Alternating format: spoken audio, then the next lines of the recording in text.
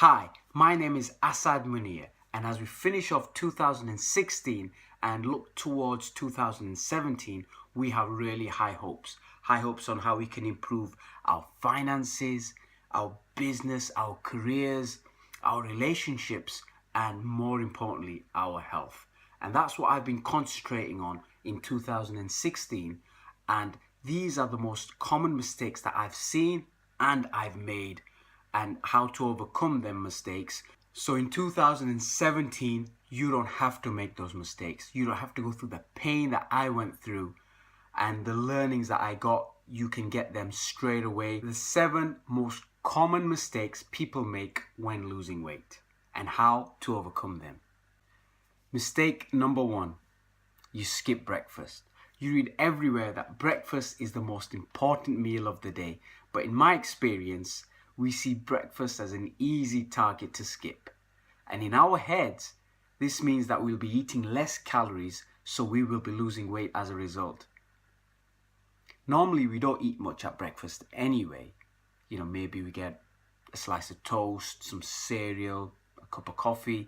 So in theory, in our minds, we won't be missing much. And because it's convenient to skip, it means we'll have more time in the morning. When we're getting up, when we're getting ready to go to the office or to work or to the gym or wherever. But we don't realize that breakfast serves many purposes and has many benefits. After a night long fast where the body is repairing itself, it's replenishing, it needs the nutrients, minerals, and the building blocks that it's all used up in the morning. So giving the body the right stuff in the morning is vital for the body to switch on and run in the most optimal way, so it can burn through fat and give you energy and help you be in the best mood.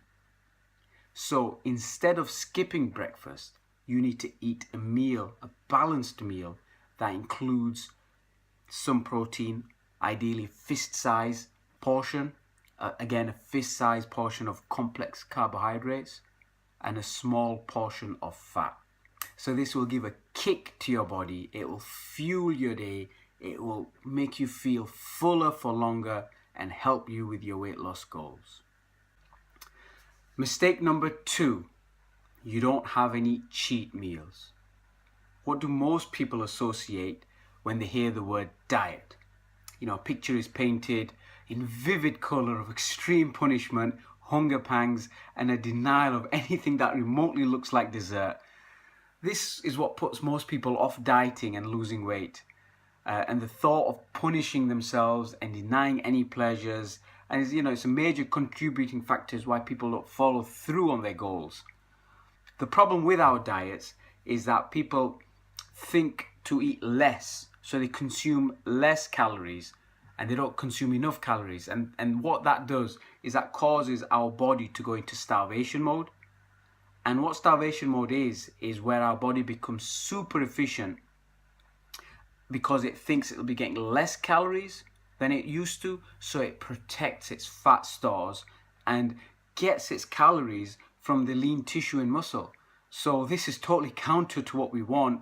And as a result, because we're not getting enough calories in, we're feeling tired, hungry, and because our body is using up its lean muscle and lean tissue, then our body fat percentage goes up, and again, that's not what we want. And after all this punishment, we're still not losing weight. So instead of punishing yourself, you need to schedule in a cheat meal once a week and a cheat day once a month.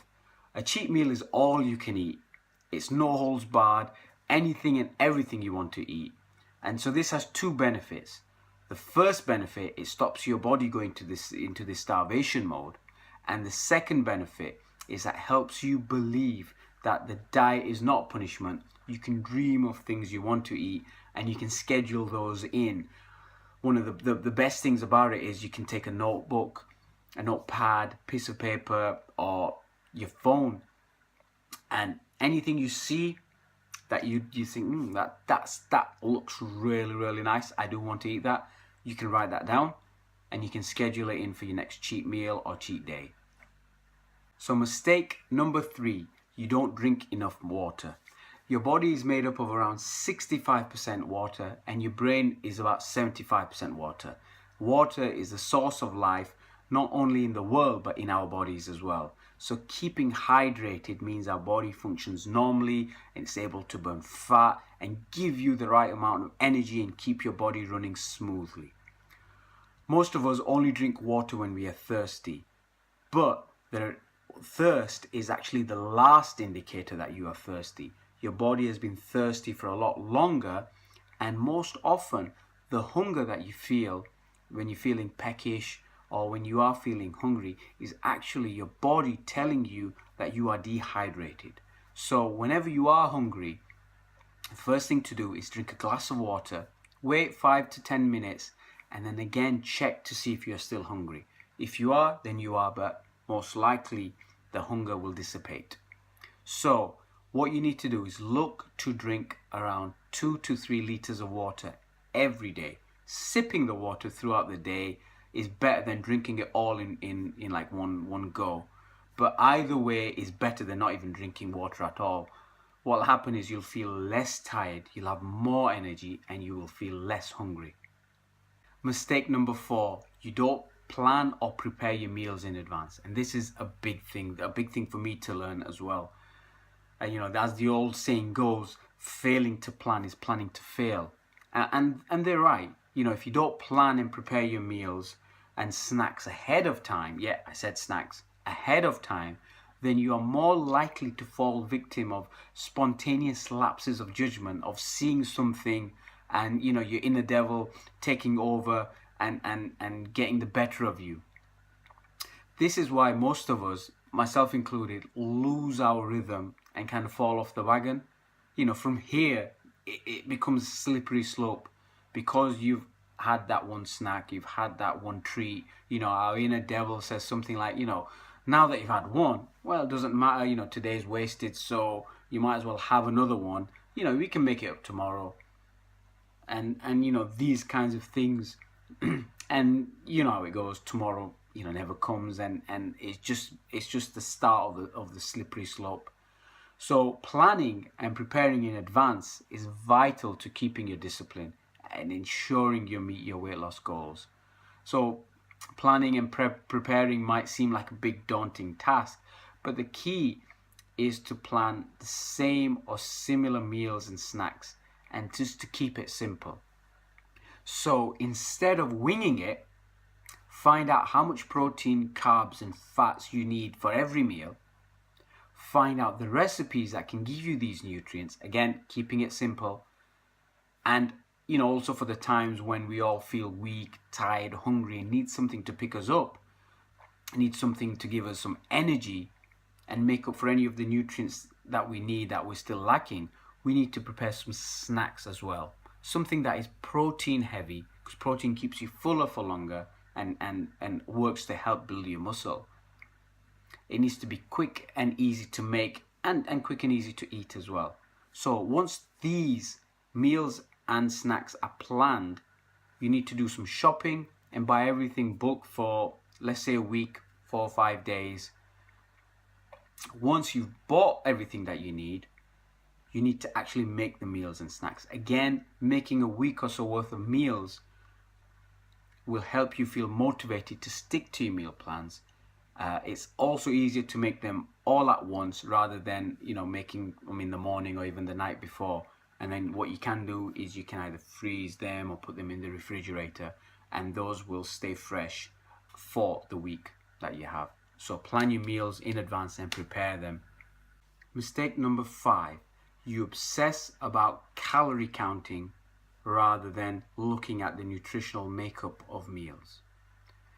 Calories are the basic measurements used universally to measure how good or bad our food is. Diets normally set a calorie limit per day, and we try to fit all what we want to eat within this limit. So we start obsessing about the calories, the makeup of the calories. We concentrate on counting the calories, and we weigh up food based on their calorific value. However, not all calories are created equal. And calorie counting does not take into account, the unprocessed natural foods that might be high in calories. The quality of the foods, that is important as well, and how these foods are cooked and prepared.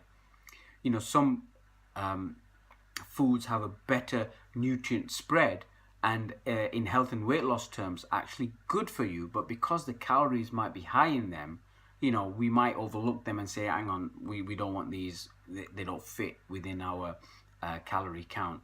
For example, when counting calories, an apple may be equal in calories to a biscuit. So and if we obsess, then we might think, well, okay, we'll have the biscuit and we won't have the apple.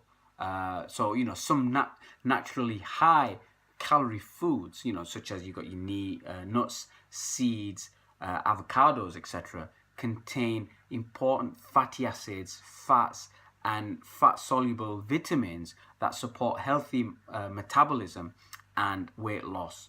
So instead of obsessing over calories, ensure your meals are balanced with a good source of lean protein, a portion of complex carbohydrates, and a natural source of fat. Avoid processed and white refined carbs. Cut out all processed sugars. Cut out sugars and ditch drinking calories. Anything that's sweet. What you want to do is mostly drink water. So mistake number 6, you consider workouts a license to eat more. Overestimating is something that we all indulge in from time to time. Whether it's the amount of work we've done, how good we are, how long something will take, how much we've got left. We overestimate a lot in our daily lives. And unfortunately, we tend to overestimate the amount of calories we've burnt in our workout and how much food we can therefore eat over and beyond our meal plans.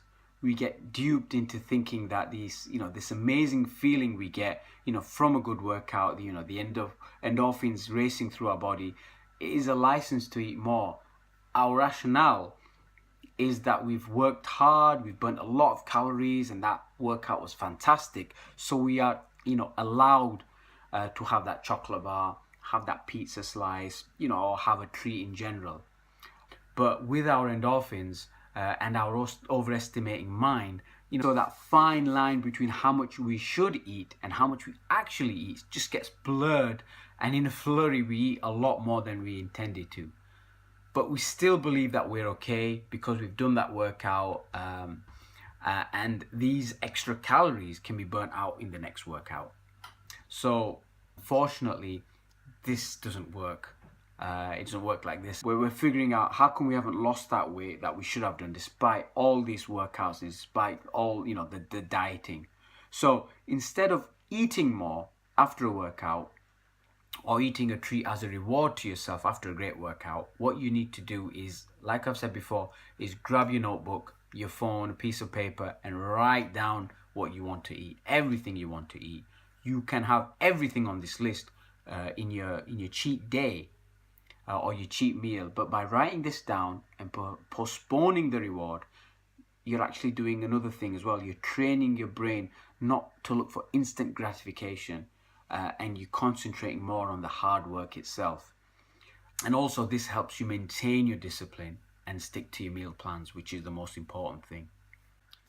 And mistake number 7 is you go hungry, you eat less, or you have smaller portions.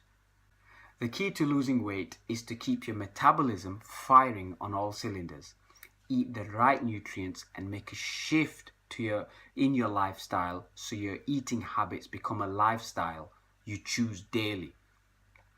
So the success or failure in any endeavor like this is down to your discipline and your motivation. You have your goal, you have your reasons why, but you also need a plan that doesn't seem like punishment. Something that is easy to follow daily, and it rewards you and keeps you in check. So many people think that if they consume less calories by eating less often or having smaller portions, they can lose weight. Although this may be true, you can lose weight with these methods, but these methods aren't really sustainable, and people fall off the wagon when they have less energy and see little or no results on the scales. And one of the worst things that we can do is actually go hungry. It's worse for our weight loss goals, and it's really bad for our morale. Our body needs the right nutrients, and we tend to eat less and go hungry thinking that, we're dieting, and once we get to where we want to get, once we get to our goals, then we can start eating normally. And this is the recipe for the yo-yo diets. And as soon as we go back to our normal eating, what happens is we pile the weight back on. And in most occasions, the scales are more than when we started off. We actually put more weight back on. So instead of going hungry, plan your meals and snacks in advance. Eat your meals at the right time. And if you're feeling hungry, first make sure you aren't thirsty by having a glass of water. And most importantly, if you are still feeling hungry after this, or you're feeling tired, or you need a little pick-me-up, then go ahead and eat your protein-rich snack, absolutely guilt-free. So these were the 7 most common mistakes people make when losing weight. And I know this for a fact because these are the very same mistakes that I've made in 2016. But you don't have to make these in 2017. You can use what I've told you here. You can go onto my blog. You can contact me, and we can work through something, a meal plan, a diet plan, a workout plan, or anything that you need for 2017, so we can kickstart you, your body, your health, and your future. So I hope you've enjoyed this video, the 7 most common mistakes people make when losing weight. And I hope to catch you soon in 2017 and see what your progress is. Bye.